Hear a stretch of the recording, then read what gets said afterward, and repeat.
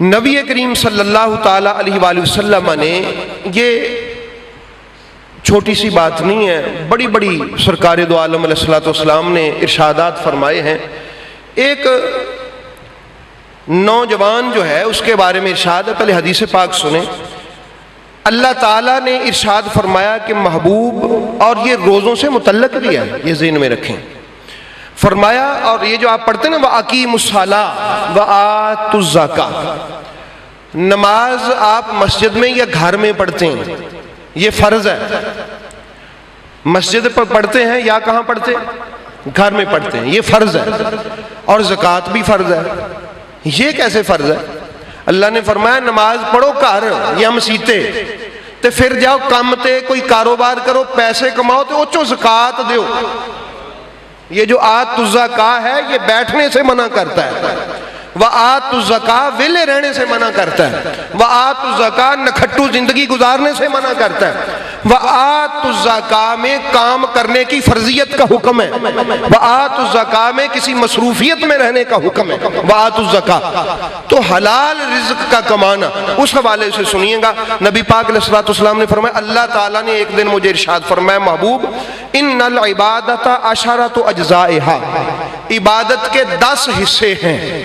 इन्नल इबादत अशरत अज्जा, इबादत 10 अज्जा हैं। अल्लाह ने फरमाया इबादत के कितने जुज़ हैं? वतिसअतुम मिन्हा तलबुल हलाल, अल्लाह फरमाता है उसके इबादत के 9 जुज़ हलाल रिज़्क़ कमाना है। इबादत के 9 अज्जा क्या है? वतिसअतुन लितलबुल हलाल, फरमाया 9 अज्जा इसके तो सिर्फ हलाल रिज़्क़ कमाना है। तो नबी पाक अलैहिस्सलाम ने फिर अर्ज किया, या रब वमा अव्वलुल इबादा, और इस इबादत का पहला हिस्सा क्या है? फरमाया व अव्वलुल इबादत अस्समतु वस्सौमु सुकूतुन, इस इबादत का पहला हिस्सा ही रोज़ा है।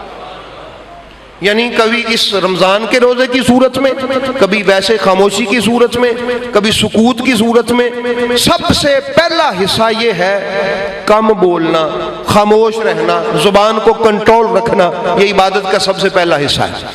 और फिर इरशाद फरमाया, अर्ज़ की, या अल्लाह पाक ये जो रोज़ा है या ये जो खामोशी है, ये जो ज़ुबान पे कंट्रोल रखना है, वमा मिन मीरास सौम, इससे मिलता क्या है, इसकी मीरास क्या है, इससे हासिल क्या होता है अगर कोई बंदा रोजा रखे तो? फरमाया अल हिकमतो तुरसुल मारिफा, इस रोजे से हिकमत मिलती है, हिकमत, और हिकमत की से जो है वो मार्फत मिलती है। वल मारिफतो तुरसुल यकीन, और मार्फत से यकीन मिलता है। ये मैं इस पर डिस्कस नहीं करूंगा, सिर्फ बरकत के लिए आप सुन लें, बात लंबी हो जाएगी कि मार्फत क्या होती है और उसके साथ ये हिकमत क्या होती है। लेकिन हिकमत जब किसी को मिल जाए तो होता क्या है? नबी पाक अलैहिस्सलाम ने एक नौजवान सहाबी को देखा, फरमाया कैफ़ अस्बहता या शाब, ऐ नौजवान आज सुबह तेरी कैसी हुई, क्या हाल है तेरा? उसने कहा अस्बहतु मुक़िनन, आज सुबह मैंने यकीन के साथ की है, जो मार्फत से भी अगला दर्जा, जो हिकमत इल्म मार्फत से अगला दर्जा, यकीन। या रसूलल्लाह मुझे यकीन हासिल हुआ है।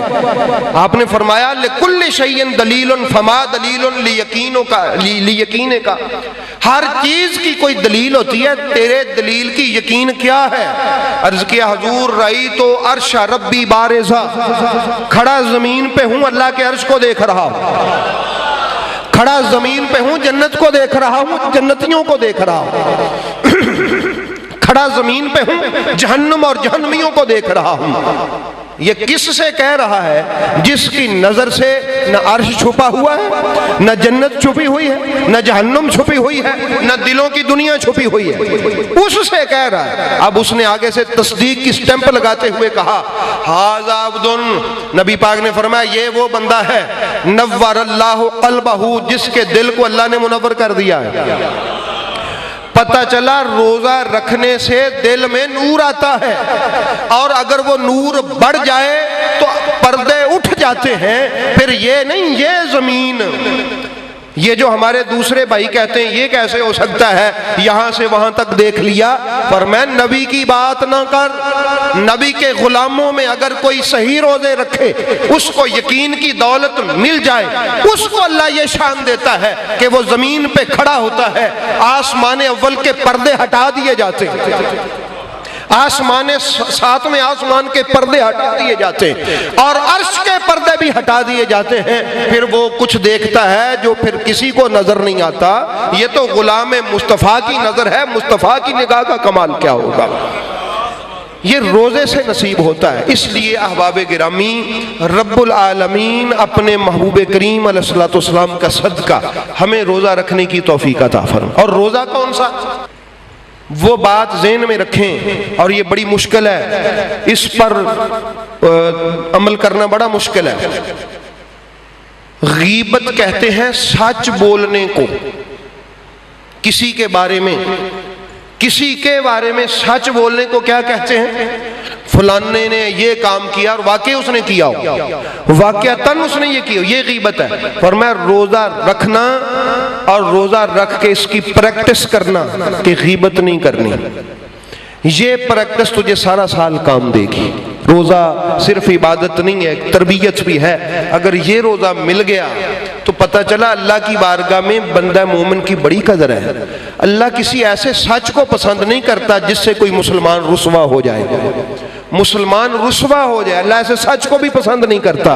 अंदाजा करें आप अल्लाह की नज़र में मोमिन की, मुसलमान की कितनी कदर है। भाई ये बात मुश्किल है ना कि नहीं, मुझे तो मुश्किल लगती है, आपको भी शायद लगती होगी, शायद आसान लगती हो, अपना अपना ईमान का दर्जा होता है। चूंकि मैं कमज़ोर ईमान वाला आदमी, मुझे बड़ी मुश्किल लगती है।